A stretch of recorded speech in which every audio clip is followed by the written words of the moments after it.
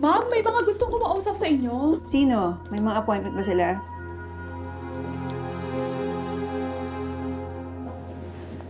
It's okay, Katrina. You may leave.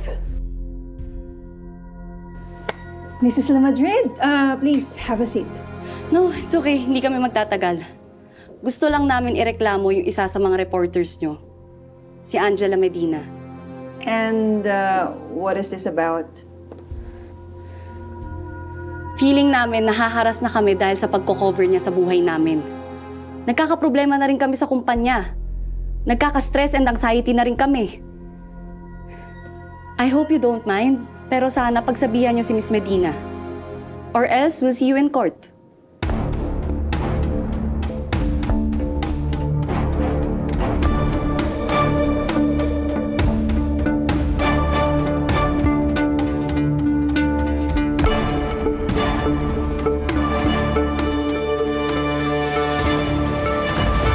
Ate, sa tingin mo ba makikinig sa atin yung boss ni Angela? Klaro naman yung sinabi ko sa kanya. At nag-agree siya sa akin.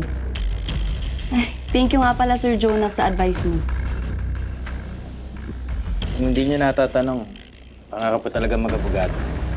So, walang pera kaya nagpulis ako tulad ng tatay ko.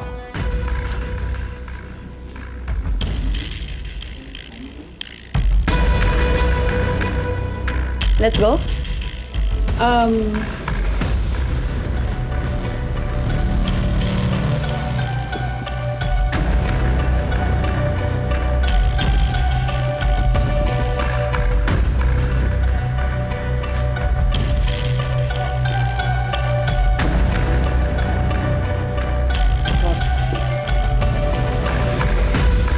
Angela, pinapatawag ka ni Ma'am Elvira.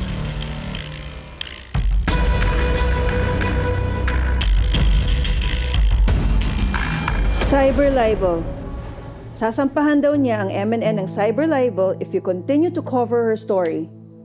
So please, Angela, let's just move on. Maghanap ka na lang ng ibang storya. With all due respect, ma'am, but that's not fair! Mas marami pang libelous articles na pinapost ng iba't ibang gossip blog sites tungkol sa kanila on social media. Pero bakit ako, na legit journalist, gusto nilang kasuhan? Are you even listening? Don't make things complicated, Angela. Hindi lang naman ikaw pinag-uusapan dito. Damay tayong lahat. At kapag dinimanda tayo, pati credibility natin, ng MNN, credibility ko, magsasuffer. Ma'am, I won't let that happen. I know what I'm doing. My God. Hihilahin mo ang MNN pababa. Ma'am, what if I don't stop covering them? Then MNN cannot protect you. You are on your own. Mag-isa mong haharapin si Diana La Madrid.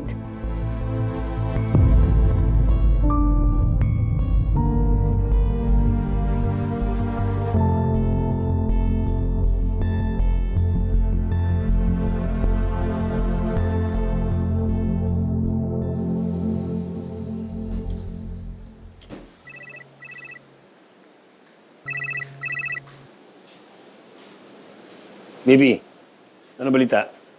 Hello, Papsi. Sinugod na ni Ate Diana si Angela Medina kanina. Ano naman ginawa niyang reporter na yan? Lagi kami sinusundan eh. Tapos nung in-announce niya yung pagka-CEO ni Ate Diana, inungkat niya rin yung nakaraan niya. Ikaw, pinag-iinteresa ka ba? Ito na nga, Papsi. Gusto niya nga akong interviewin. Pero buti na lang, kinausap ni Ate Diana yung boss. Nanakot na magdedemanda. Teka, gumugulo eh. Mabuti pa, bago tayo mabuko, umalis ka na muna dyan. Kunin mo na lahat na makukuha mo. Tapusin na natin to. Papsi, bakit nag-iiba na naman yung plano? Hindi pwede. Di ba sabi ni boss, huwag nating bitawan si Ate Diana? Baby, makinig ka. May media na. Kakausapin ko muna si boss. O kaya yung bago niyang galamay. Makikiusap muna ako. Pag nabuko tayo, mas lalo tayong malilitsing lahat.